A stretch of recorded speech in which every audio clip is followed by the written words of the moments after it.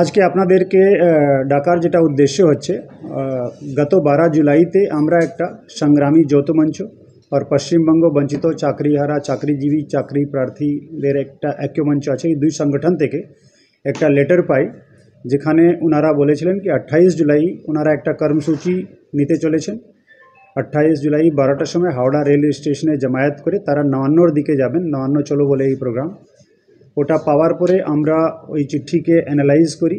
ওর মধ্যে 3000 পার্টিসিপেন্টস ওরা পার্টিসিপেট করবে এই কথাটা বলা হয়েছিল। और যে রুটের কথা বলা হয়েছিল ওটাও আমরা অ্যাসেসমেন্ট করলাম। আমাদের স্পেশাল ব্রাঞ্চ, আমাদের লোকাল পুলিশ স্টেশন সবার সঙ্গে ইনপুট নেওয়ার পরে, और নবান্ন সারাউন্ডিং যেরকম একটা হাই সিকিউরিটি জোন, ওখানে অনেকগুলো ইম্পর্টেন্ট গভর্নমেন্ট অফিসেস আছে। এর ছাড়া রাস্তার ট্রাফিকের কি সিচুয়েশন হবে সব কোটা পয়েন্টকে মাথায় রেখে আমরা 15 তারিখে একটা চিঠি দিই। আমরা পরিষ্কার বলে দিয়েছিলাম কি এই প্রোগ্রামকে আমরা পারমিশন দিচ্ছি না।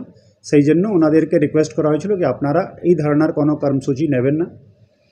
এর ছাড়া তারপরে আমরা একটা নোটিশ পেলাম, এখানে যে মঙ্গলাহাট ব্যবসায়ী সমিতি আছে হাওড়াতে, আপনারা জানেন অনেক পুরানো তাদের একটা ব্যবসায়িক সংগঠন, হাজার হাজার দোকান ওখানে মঙ্গলাহাটে বসে। ওনাদের পক্ষ থেকে একটা রিট পিটিশন মাননীয় উচ্চ ন্যায়ালয়ের সমক্ষ পিটিশনটা ফাইল করা হলো। তার মধ্যে একটা রেসপন্ডেন্ট আমরাও ছিলাম। গতকাল মাননীয় উচ্চ ন্যায়ালয় একটা আদেশ দিয়েছেন, ওখানে খুব পরিষ্কারভাবে মাননীয় উচ্চ ন্যায়ালয় বলে দিয়েছেন কি যেহেতু এই কর্মসূচির অনুমতি পুলিশ দেয়নি, সেই জন্য যারা আইন ভায়োলেট করবে, আইন ভঙ্গ করবে, তাদের বিরুদ্ধে পুলিশ প্রয়োজনীয় ব্যবস্থা নিতে পারে। এটা মহামান্য আদালত খুব পরিষ্কারভাবে বলে দিয়েছেন। আজকে প্রেস কনফারেন্স করার যেটা আমাদের অবজেক্টিভ আছে সেটা হচ্ছে যাতে কোনো ভুল, কোনো বিভ্রান্তি না থাকে।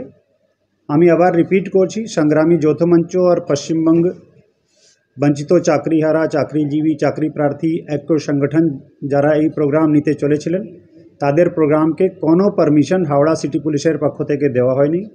মাননীয় উচ্চ ন্যায়ালয় পরিষ্কারভাবে বলে দিয়েছেন কি কোনো অ্যাসেম্বলি, কোনো বেআইনি জমায়েত এটা করা যাবে না, और যদি কেউ বেআইনি জমায়েত করে তাহলে পুলিশ অ্যাজ পার ল ব্যবস্থা নেবে। এইটুকু আপনাদেরকে আমার আজকে বলার ছিল।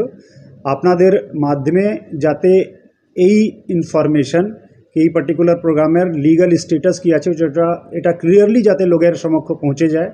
কারণ সোশ্যাল মিডিয়ায় অনেকগুলো পোস্ট আমরা দেখছি, কিছু কিছু প্রেস রিলিজ আগে হয়েছিল যেখানে বলা হয়েছিল কি এই প্রোগ্রাম করা হচ্ছে, বাট ওখানে এটা ক্লিয়ার ছিল না কি পুলিশ এই প্রোগ্রামের পারমিশন দিয়েছে কি নেই। তো প্রথম আমি ক্লিয়ার করে দিলাম কি পুলিশ এই ধরনের কোনো প্রোগ্রামের পারমিশন দেয়নি। তারপরে অনারেবল হাইকোর্ট যে অর্ডার করেছেন ওটাও খুব পরিষ্কার করে আপনাদেরকে বলে দিলাম কি ওখানে যদি কোনো বেআইনি জমায়েত হয়, কোনো আনলফুল অ্যাসেম্বলি হয়, তাহলে পুলিশ অ্যাজ পার ল ব্যবস্থা নেবে।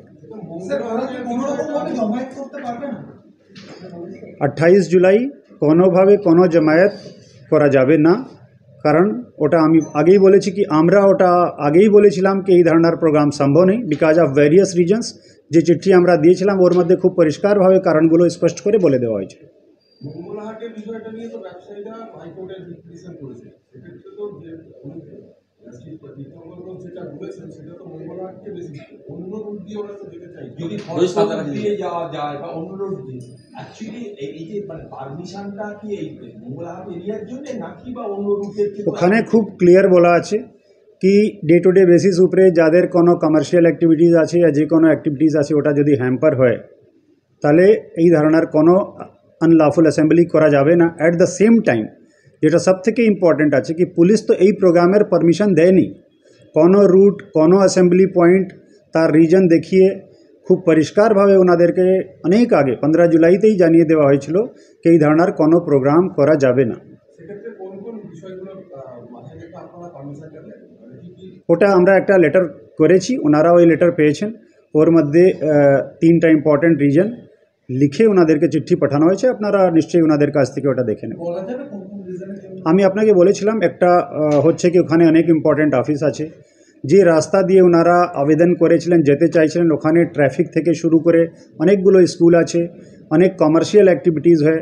3000 লোক নিয়ে যদি এত লম্বা রুটে একটা প্রসেশন করা হয় তাহলে এটা ওয়ার্কিং ডে আছে, মানডেতে এই ধরনের প্রোগ্রাম করা সম্ভব হবে না, সেই জন্য আমরা বিভিন্ন রিজনস দেখিয়ে ওনাদেরকে বলেছিলাম কি এই দিন এই প্রোগ্রাম না করতে। স্যার ওনারা যদি ডেট চেঞ্জ করেন ভবিষ্যতে সেক্ষেত্রেও কি একই নিয়ম হয়ে থাকবে? দেখেন, হাইপোথেটিক্যাল প্রশ্নের উপরে আমি কোনো রিপ্লাই এখন এই মুহূর্তে দিতে চাইছি না।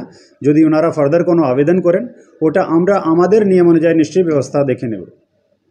স্যার বলছি ওখানে তো ধরুন কোর্টে তো মামলা উঠে গেছে, এখন মামলার যে বিষয়ে কোর্টে যে একটু মামলা উঠেছে, তো সেক্ষেত্রে তো কোর্টের রায় অনুযায়ী এখন তো যতদিন শুনানি হচ্ছে সেক্ষেত্রে তো আপনারা পারমিশন দিতেও পারবেন। এখন এই পার্টিকুলার ম্যাটার সাবজুডিস আছে, এর উপরে যদি কোনো ফার্দার কোনো অ্যাপ্লিকেশন আসে তো আমরা ওর উপরে অ্যাপ্লিকেশন দেখে তারপরে কোনো ব্যবস্থা নিতে পারি।